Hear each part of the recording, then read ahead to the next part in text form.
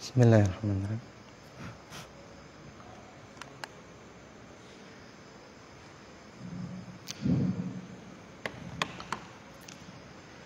Bismillahirrahmanirrahim. Assalamualaikum warahmatullahi wabarakatuh. Innal hamdalillah nahmaduhu wa nasta'inuhu wa nastaghfiruh wa natubu ilayhi wa na'udzu billahi min shururi anfusina wa min sayyiati a'malina.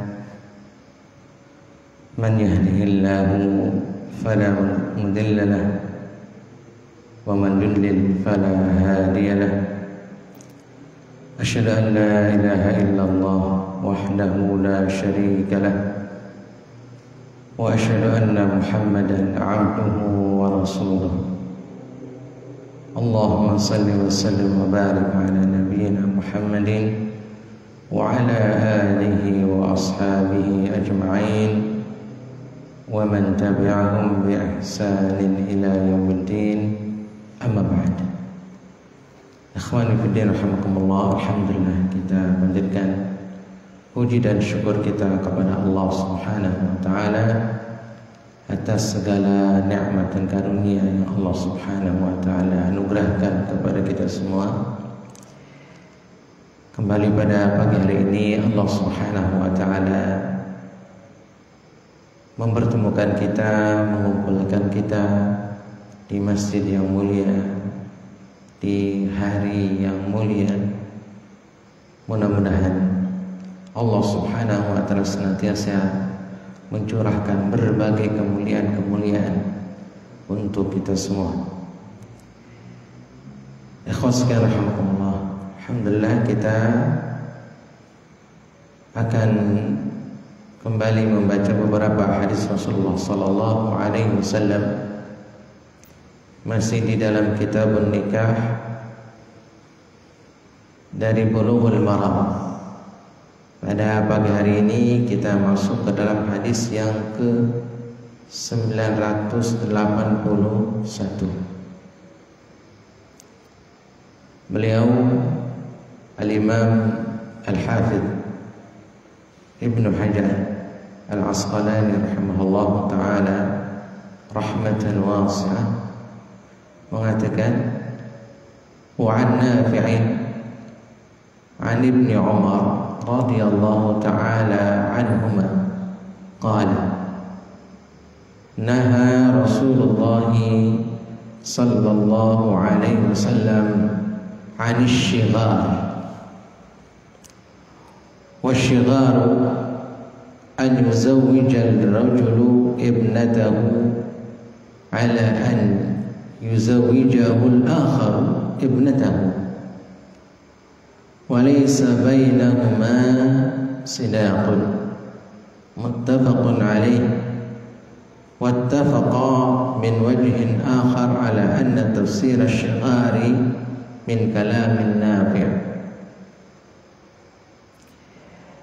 Dan dari Nafi' dari Ibnu Umar radhiyallahu ta'ala anhuma, dia berkata, Rasulullah sallallahu alaihi wasallam melarang dari asy-syighar. Asy-syighar menggunakan shin, bukan sin. Asy-syighar yani bil kasri, dengan kasrah asy-syighar. Kemudian ditafsirkan di sini asy-syighar adalah an yuzawwija ar-rajulu ibnatahu. Seorang laki-laki menikahkan putrinya, ala an yuzawwijahu al-akhar,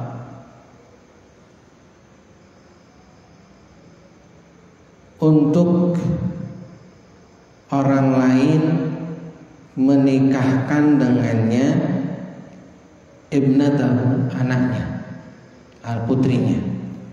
Jadi di sini seperti barter, ya, seperti barter. tukeran.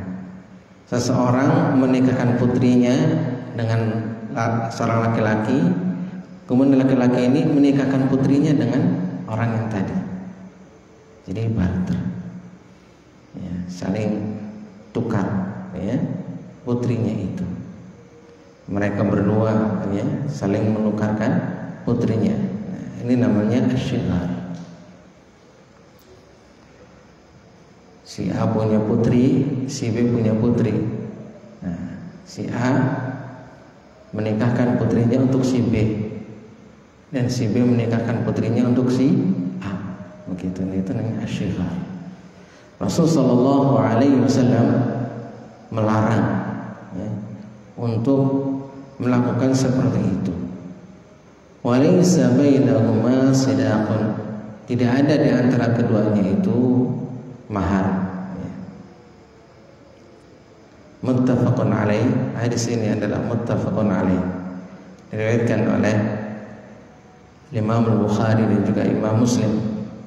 Wattafaqa, dan mereka berdua, yaitu Al-Imam Al-Bukhari dan juga Imam Muslim, bersepakat min wajhin akhar, dari wajah yang lain, dari jalan yang lain, ala anna tafsir asyighar, bahwa tafsir asyighar tadi, ya, min kalami Nafi'in, dari kalam perkataan dari Nafi', yakni tafsir dari asyighar tadi adalah bukan perkataan Rasul sallallahu alaihi wasallam, namun dia digabungkan di situ. Yang dimaksud di situ adalah perkataan dari Nafi', karena tadi hadisnya adalah dari Nafi', dari Ibnu Umar, dari Nafi', dari Ibnu Umar. Ya, jadi hadisnya itu adalah berupa cerita bahwa Ibnu Umar berkata, dulu Rasulullah sallallahu alaihi wasallam melarang asyighar. Kemudian oleh Nafi' dijelaskan asyighar itu apa. Asyighar adalah an yuzawwija ar-rajulu ibnatahu ala an yuzawwijahu al-akhar ibnatahu.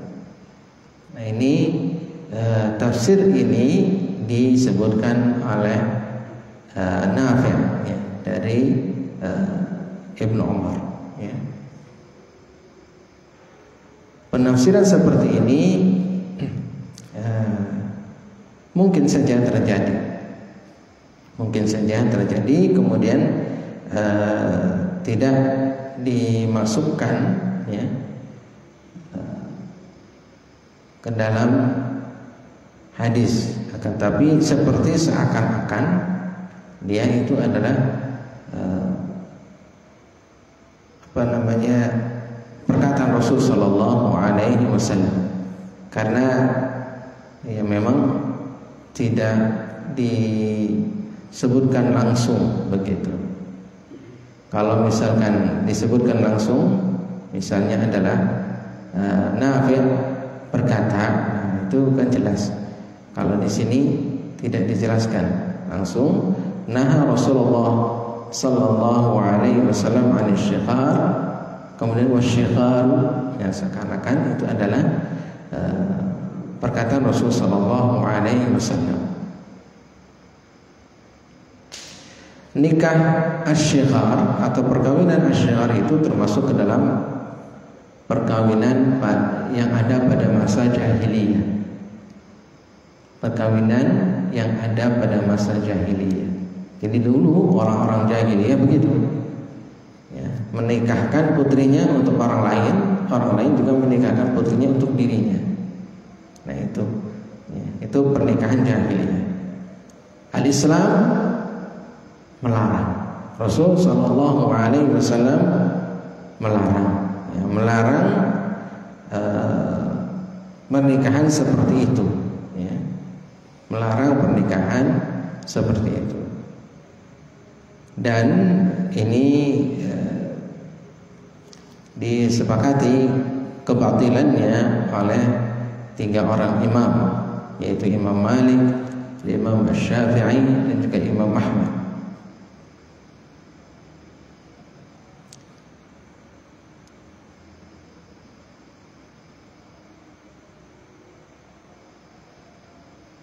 Kemudian waqala jama'atun, berkata jamaah, sekelompok dari para ulama, yasihu bi mahril mithli, sah dengan mahar yang semisal. Kalau tadi adalah disebutkan tidak ada mahar, ya, tidak ada mahar. Ya tentu di sini dikatakan oleh Syekh Shafiyur Rahman Al-Mubarakafuri, wa huwa khilafu ma dallat alaihi al-ahadits. Ini menyelisihi apa yang ditunjukkan oleh hadis-hadis tersebut. Kembali bahwa pernikahan seperti tadi asy-syikhar adalah pernikahan yang dilarang dan termasuk pernikahan pada masa jahiliyah, sehingga kita tidak boleh melakukan seperti itu. Kemudian tentu di sana biasanya ada kalau seorang ayah, seorang bapak menikahkan putrinya untuk orang yang lebih tua, ya, kemudian putrinya dinikahkan kepada dirinya seperti itu, biasanya adalah tidak ada kerelaan dari masing-masing putrinya. Tentu biasanya, karena biasanya adalah adanya pemaksaan di antara orang-orang tua. Sedangkan pernikahan itu adalah tidak boleh ada pemaksaan. Tidak boleh ada pemaksaan.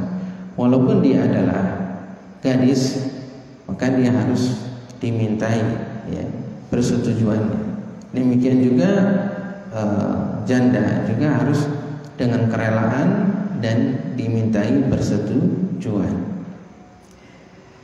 Sebagaimana berikut hadis 982.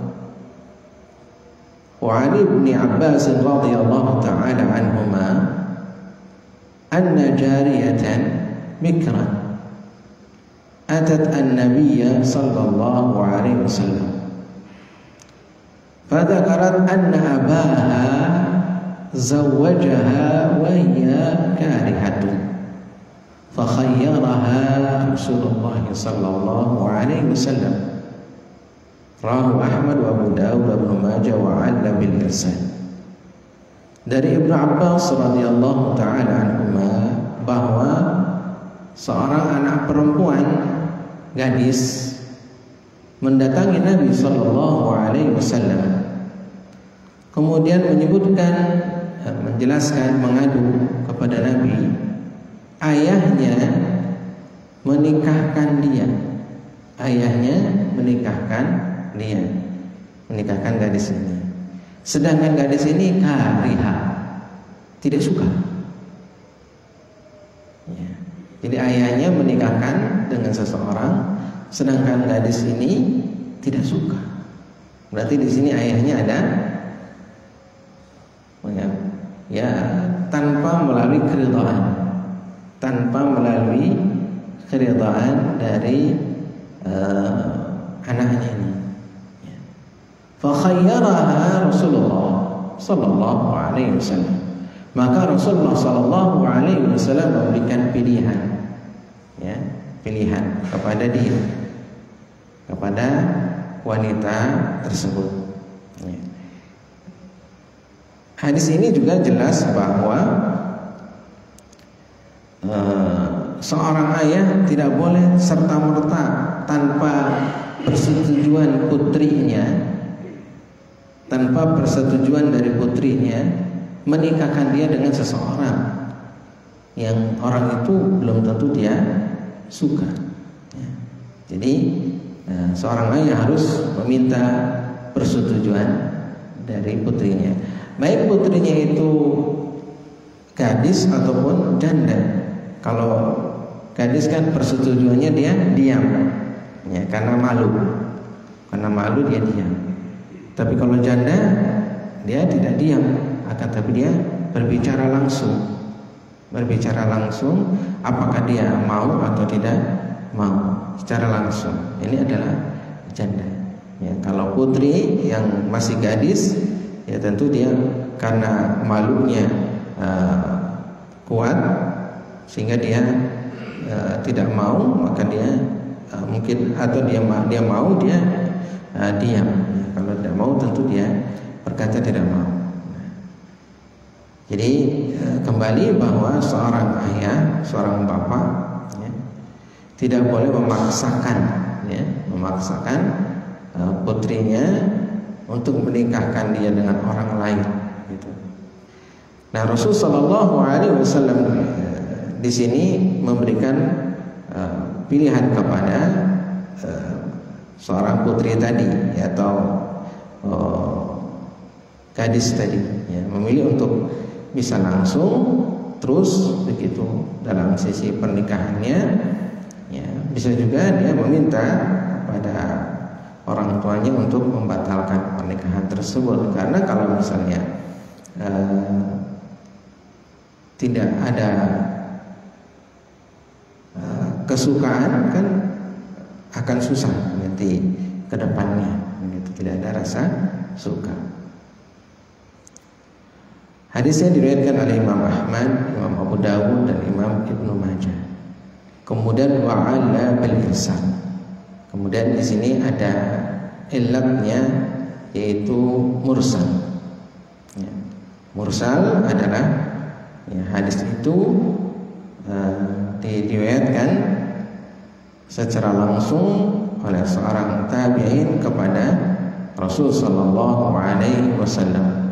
Yang berarti di situ melewati sahabat yang seharusnya adalah melalui sahabat terlebih dahulu, kemudian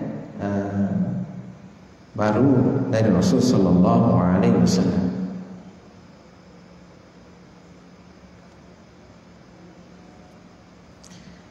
Namun dikomentari di sini oleh Syekh Safiur Rahman, kata beliau, ya, qala al-musannif atanu fil hadits la ma'na lahu. Ya, cacat dalam hadis ini tidak ada makna, artinya tidak berpengaruh. Kenapa? Li'anna lahu turuqan, karena dia mempunyai jalan-jalan yang banyak, yaqawi ba'daha ba'dha, yang menguatkan sebagiannya dengan kepada sebagian yang lainnya. Artinya hadis ini menjadi kuat, walaupun tadi disebutkan ada ta'an, yaitu ada cacat dari sisi irsal, akan tapi ada hadis-hadis yang lain yang menguatkan. Kemudian juga disebutkan bahwa hadis itu juga ada diriwayatkan secara mausul, yaitu secara bersambung, tidak terputus, ya, begitu. Baik, tadi jelas tentang fikihnya bahwa seorang ayah harus meminta persetujuan dari putrinya. Berikutnya adalah hadis yang 983. Wa 'anil Hasan an Samurah 'anil Nabi sallallahu alaihi wasallam qala ayyuma imra'ah zawwajaha waliyani fahiya lil awwali minhuma. Rawahu Ahmad wal arba'ah wa hasanahu Tirmidzi. Dan dari Al-Hasan. Al-Hasan di sini adalah Al-Hasan Al-Basri dari Samurah dari Nabi sallallahu alaihi wasallam. Dia berkata, wanita manapun yang dinikahkan oleh dua orang, ya, wali, maka dia adalah untuk yang pertama dari keduanya. Diriwayatkan oleh Imam Ahmad dan Imam Al-Arba'ah, yaitu Ashabus Sunan, dari mulai Al-Imam Abu Dawud, Imam At-Tirmidzi, Al-Imam An-Nasa'i, Al-Imam Ibnu Majah. Kemudian hadisnya dihasankan oleh Imam At-Tirmidzi. Di sini kasusnya adalah bahwa ada seorang gadis dinikahkan 2 kali, atau seorang wanita dinikahkan 2 kali. Ya, bagaimana dinikahkan 2 kali ini? Maka yang dinilai sah adalah untuk yang pertama. Untuk yang pertama dinikahkan yang pertama kali dengan seseorang, begitu. Misalkan dia sudah dinikahkan dengan A, kemudian dinikahkan lagi dengan si B, berarti kan suaminya ada 2, ya kan? Suaminya ada 2. Mana yang suaminya yang sah, yang benar? Suaminya yang sah, yang benar adalah yang pertama kali. Ya. Jadi yang pertama si A misalkan, yang pertama itu, sedangkan si B adalah tidak, atau bukan termasuk suaminya, begitu ya. Nanti ada kasus kalau misalkan dia sudah tidur bersama dengan suami yang kedua, si B, gimana ini, gitu kan?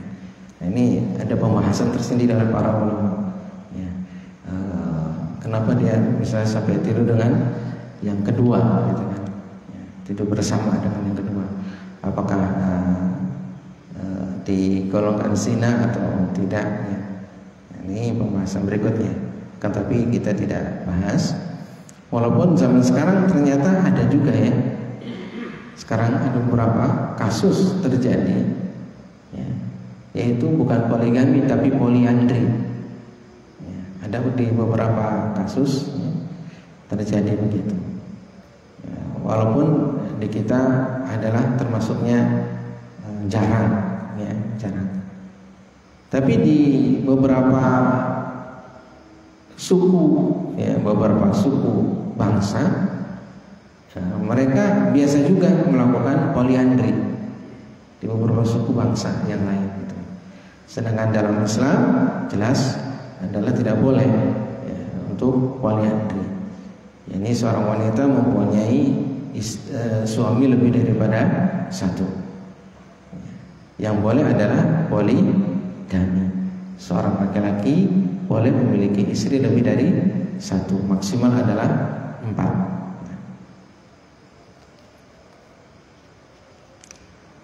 Berikutnya hadis yang ke-984. Wa an Jabir radhiyallahu ta'ala anhu qala Rasulullah sallallahu alaihi wasallam ayyuma 'abdin tazawwaja bighairi idni mawalihi aw ahlihi fahuwa 'ahir. Rawahu Ahmad, Abu Dawud, Tirmidzi wa sahahahu wa kadzalika Ibnu Hibban. Dan dari Jabir radhiyallahu taala anhu dia berkata, Rasulullah sallallahu alaihi wasallam bersabda,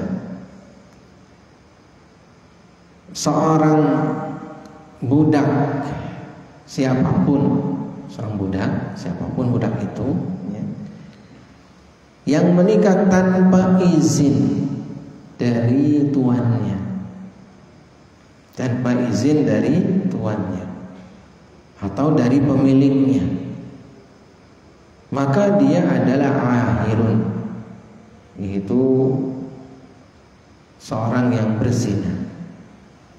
Nah, ini tentu di kita tidak ada, artinya tidak ada perbudakan, karena memang budak itu dia tidak memiliki dirinya sendiri, namanya juga budak, bukan orang yang merdeka. Kalau orang merdeka adalah dia ya, memiliki kemerdekaan untuk dirinya, ya, dia memiliki dirinya sendiri, ya, tidak dimiliki oleh orang lain. Sedangkan budak adalah dimiliki oleh orang lain. Maka seorang budak ya ketika mau menikah maka dia izin dengan tuannya, diberikan izin oleh tuannya. Karena apa? Nanti akan mempunyai konsekuensi berikutnya, begitu kan? Konsekuensi berikutnya, karena memang dia adalah budak. ketika dia itu menikah dengan orang lain. Berikutnya bahwa seorang budak tadi kalau misalnya dia itu adalah atau nikah dengan orang lain ya, tanpa izin dengan pemiliknya, maka disebutkan oleh Rasulullah SAW dia adalah ahirun, yaitu orang yang berzina. Menunjukkan apa? Menunjukkan bahwa nikahnya itu batal. Nikahnya itu adalah batal.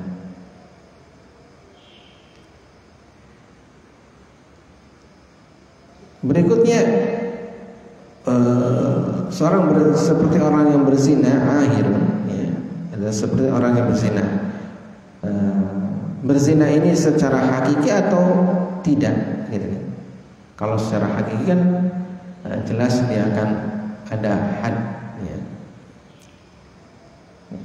Akan tapi di sini dijelaskan dalam syarahnya juga bahwa ahirun itu adalah ka ya, ada ka-nya di situ sebenarnya, seperti orang yang berzina ya. Jadi tidak berzina secara sungguh, artinya seperti orang yang berzina. Berikutnya Al-Imam Abu Hanifah dan Imam Malik mengatakan bahwa in ajaza ba'dal aqdi, kalau tuannya itu membolehkan, mengizinkan setelah terjadinya akad, sah, maka sah. Artinya pas tahu tuannya ini, kemudian tuannya mengizinkan dia boleh, gitu kan, maka sah. Gitu. Jadi begitu. Sedangkan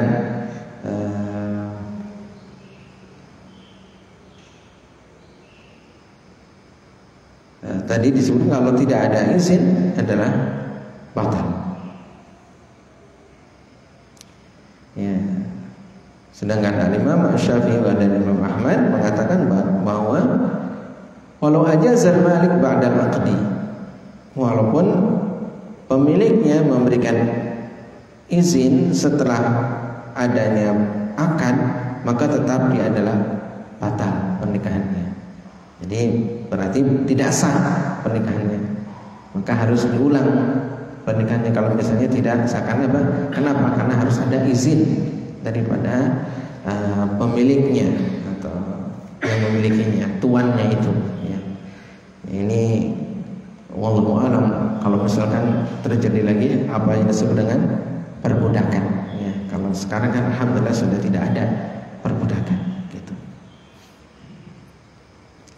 Baik, hadis berikutnya adalah kata beliau rahimahullahu taala rahmatan wasi'ah, wa an Abi Hurairah radhiyallahu taala anhu anna Rasulullah sallallahu alaihi wasallam qala la yujma'u bainal mar'ati wa 'ammatiha wa la bainal mar'ati wa khalatiha, muttafaqun alaih.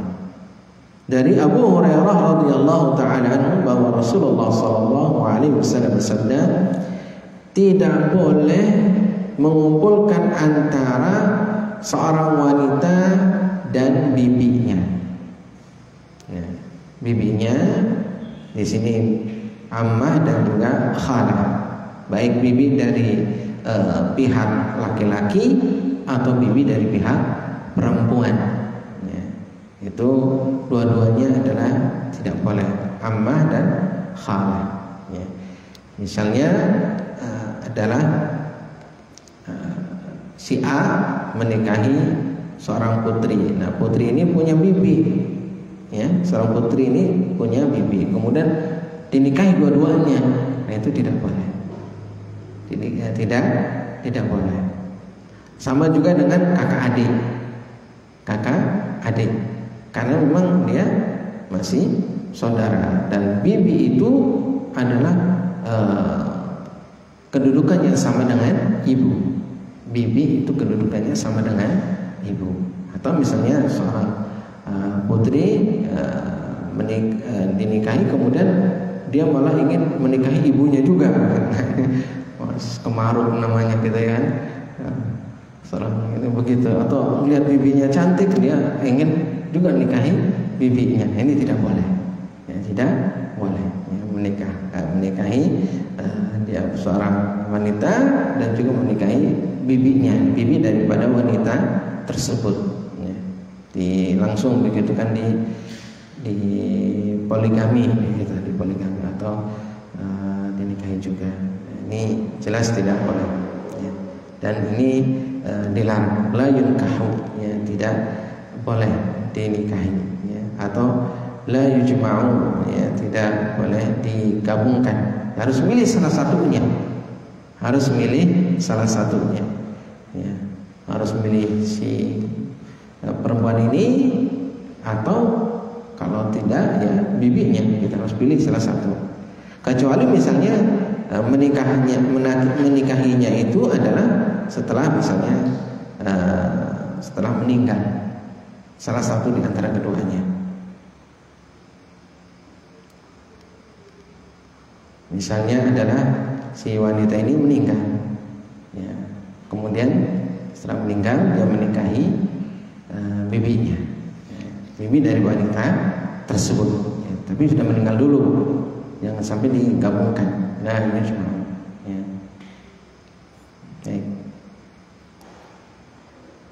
Apalagi kalau menikahi bibi sendiri, nah itu jelas tidak boleh, ya, menikahi bibi sendiri.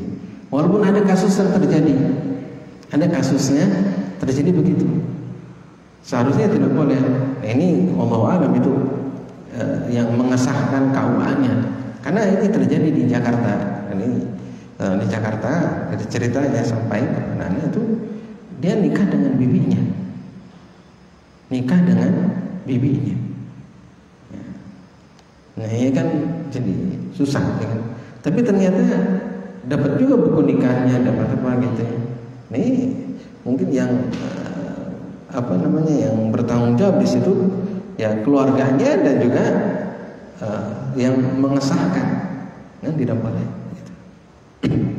Ya kadang-kadang wallahu alam kenapa bisa sampai misalnya disahkan begitu ya. Ya dan itu terjadi. Dan berumah tangga, padahal dia dengan bibinya.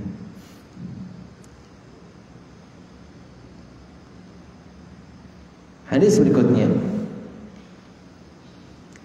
hadis yang ke-986.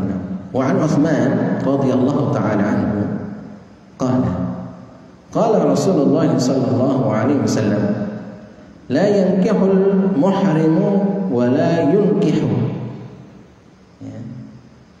Rawahu Muslim. Fi riwayatin lahu wa la yakhtubu. Zad Ibn Hibban wa la yukhtabu alaih.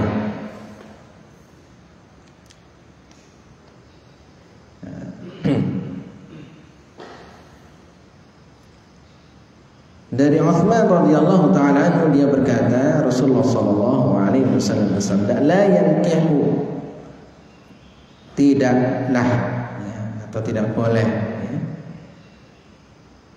menikah al-muhrimu, yaitu orang yang sedang ihram. Jadi seorang yang sedang ihram dia tidak boleh menikah. Jadi kalau kita sedang ihram ya, tidak boleh menikah. Wala yunkihu, dan tidak boleh juga menikahkan. Ya, tidak boleh menikahkan.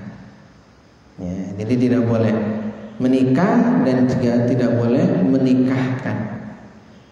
Misalnya kita sedang ihram, kemudian bawa putri kita, kemudian kita nikahkan dengan orang lain.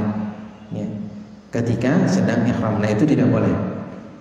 Ya, jadi seorang yang sedang ihram tidak boleh menikah dan tidak boleh menikahkan. Rawahu Muslim, hadisnya diriwayatkan oleh Imam Muslim. Kemudian di dalam riwayat yang lain, la yakhtub, dia tidak boleh mengkhitbah,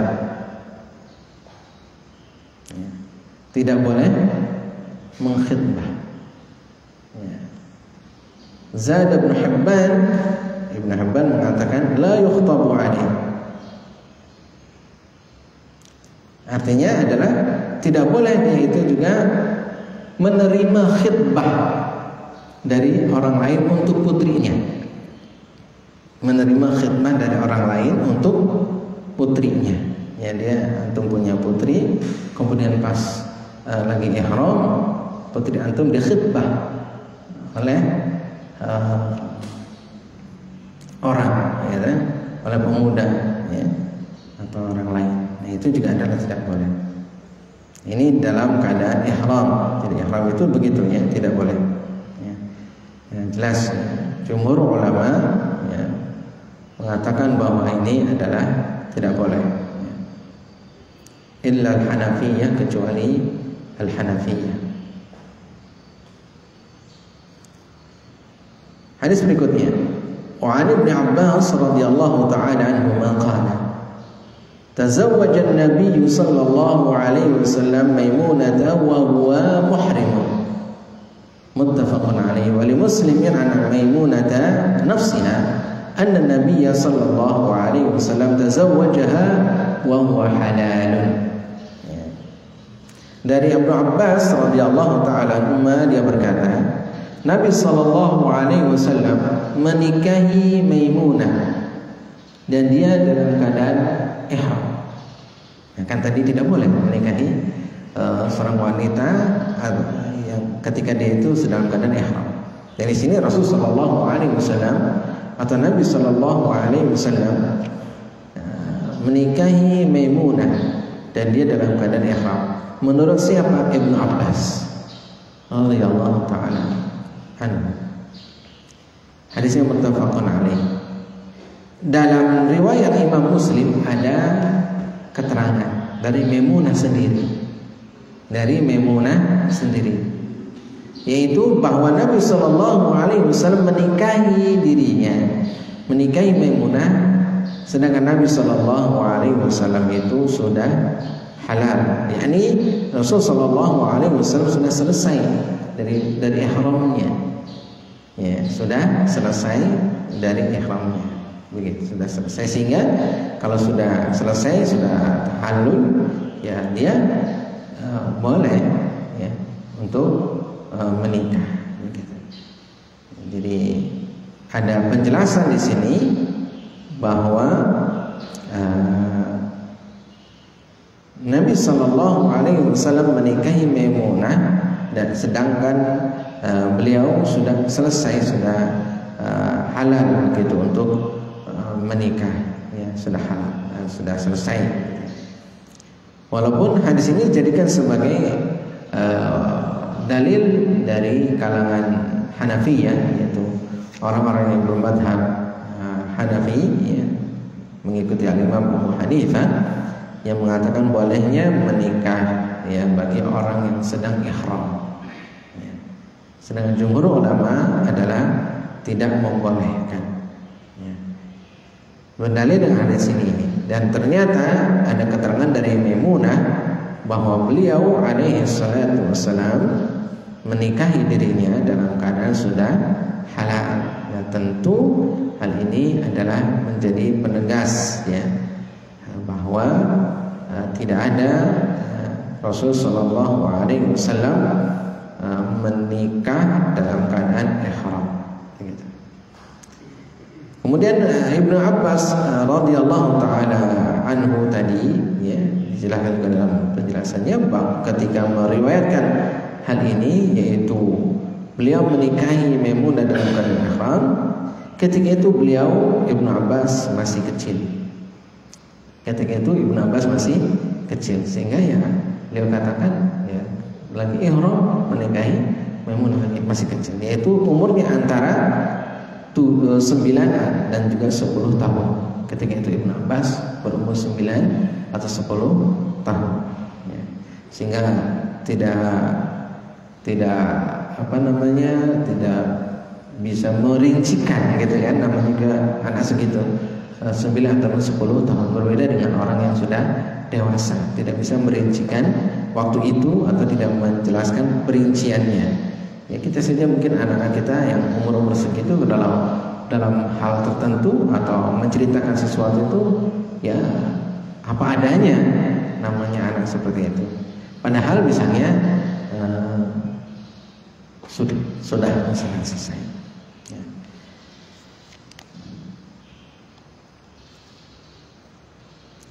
Wallahu ta'ala a'lam. Berikutnya hadis yang ke-989.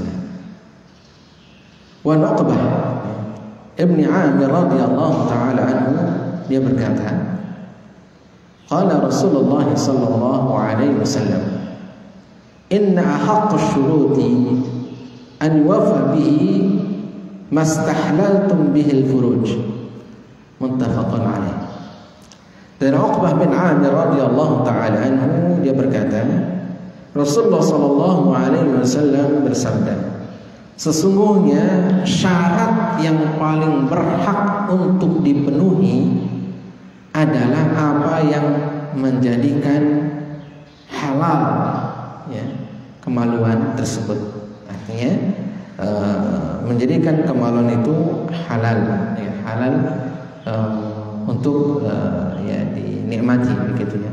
Itu apabila ada syarat ya, apabila ada syarat ya, maka syarat itu paling berhak untuk dipenuhi selama memang syarat itu adalah tidak bertentangan dengan ketentuan-ketentuan syariat ya, selama syarat-syarat itu tidak bertentangan dengan ketentuan-ketentuan syariat ya.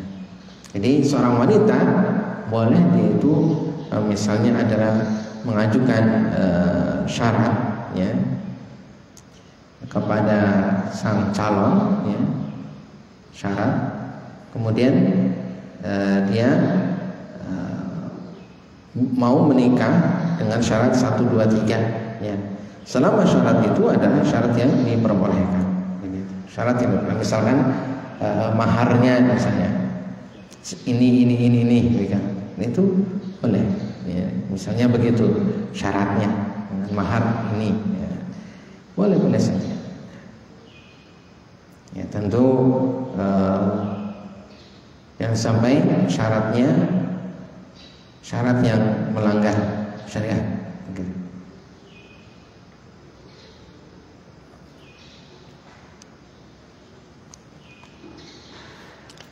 Baik, berikutnya adalah hadis yang ke-990.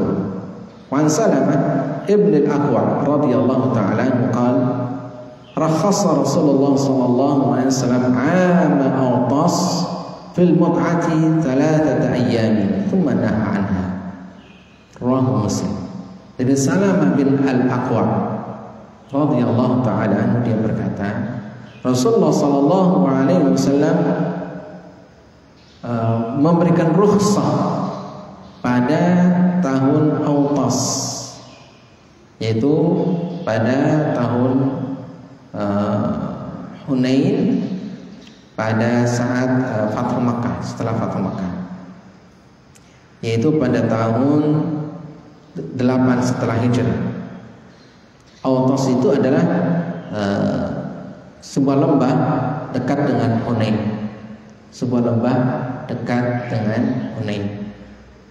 Nah, Rasulullah SAW saat itu memberikan rukhsah untuk mut'ah, yaitu boleh nikah mut'ah. Berapa lama? 3 ayyam, 3 hari. Tsumma naha anha. Kemudian setelah itu Rasulullah SAW melarang. Setelah itu adalah Rasulullah SAW melarang. Berarti apa? Dimansuh, dihapus. Yang berbeda dengan kaum Syiah. Kaum Syiah itu adalah dia mut'ah sampai seterusnya. Nah, Rasulullah SAW memberikan rukhsah mut'ah itu pada 3 hari pada saat itu. Ya. Nikah mut'ah, yaitu nikah apa namanya? Istilah sekarang namanya kawin kontrak. Kawin kontrak, yaitu untuk beberapa lama, beberapa hari, beberapa bulan gitu. Nah, itu adalah nikah mut'ah yang sekarang banyak dipraktikkan oleh kaum Syiah Rafidhah, nikah mut'ah. Sedangkan ahlu sunnah wal jamaah mengharamkan nikah mut'ah. Kenapa? Karena tadi jelas ya, 3 hari ya, pada saat tadi berada di lembah Autas, kemudian setelah itu Rasul alaihi salatu wassalam melarangnya.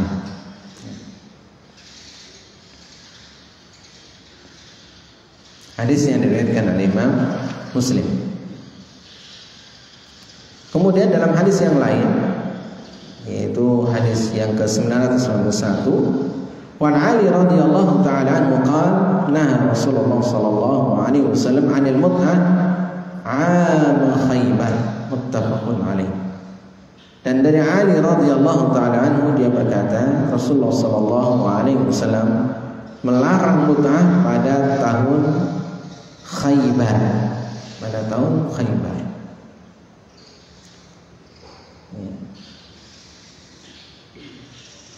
Berkaitan dengan ini kita lanjut dulu dengan hadis berikutnya 992. Wa anhu, yani an Ali radhiyallahu ta'ala anhu, anna Nabiy sallallahu alaihi wasallam naha an mut'atin nisa. Bahwa Nabi sallallahu alaihi wasallam melarang ya, dari mut'atin nisa, nikah mut'ah dengan wanita. Wa naqli al-humuril ahliyah, dan juga melarang makan daging keledai jinak. Keledai jinak yang ada di rumah ya. Yaum Khaybar, pada hari Khaybar ya.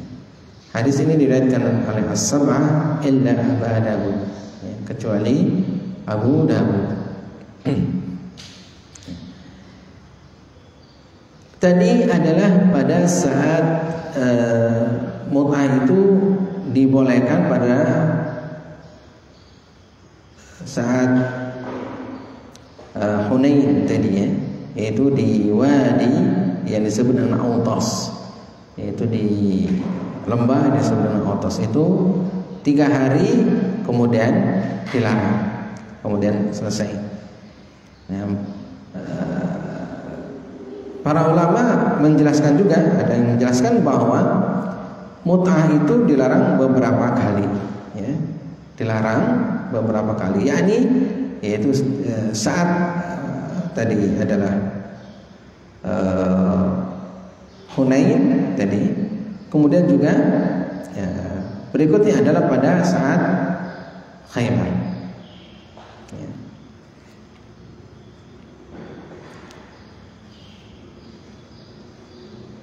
Penjelasannya sebagaimana berikut misalnya di sini. Kata beliau yaitu Syekh Safiyur Rahman Al-Babarakafuri, wa'lam anna tahrim al-mut'ah wa ibahataha waq'an marratain. Ketahuilah bahwa pengharaman mut'ah dan juga bolehnya itu terjadi 2 kali. Fakanat mubahatan qabla Khaybar ya. Mut'ah itu dibolehkan sebelum Khaybar. Thumma hurima fiha, kemudian diharamkan setelah itu. Kama fil hadis ya, al-ati, yaitu dalam hadis yang tadi yang diriwayatkan oleh Ali radhiyallahu taala. Pada saat Khaybar dilarang. Thumma ubihat 'am al-fath wa huwa 'am Autas. Kemudian dibolehkan pada tahun Fathu Makkah, yaitu tadi di Hunain, di sebuah lembah namanya Autas tadi. Thumma hurrimat tahriman mu'abbada, kemudian diharamkan untuk pengharaman selamanya setelah Fathu Makkah. Jadi jelas bahwa nikah mut'ah itu adalah diharamkan setelah itu selamanya, tidak lagi diperbolehkan. Jadi demikian, wallahu taala alam. Ya. Jadi kalau misalkan sekarang ada di kalangan kaum Syiah Rafidhah, ya, mereka melakukan namanya nikah mut'ah. Ya. Bahkan sampai di Indonesia mereka juga, kalau Indonesia mungkin saja melakukan namanya nikah mut'ah. Nah ini jelas adalah sudah melanggar, ya, larangan Rasulullah SAW. Karena Rasul sallallahu alaihi wasallam sudah melarang, naha an-nabiy sallallahu alaihi wasallam. Ya, Nabi sallallahu alaihi wasallam melarang, ya, nikah mut'ah tersebut.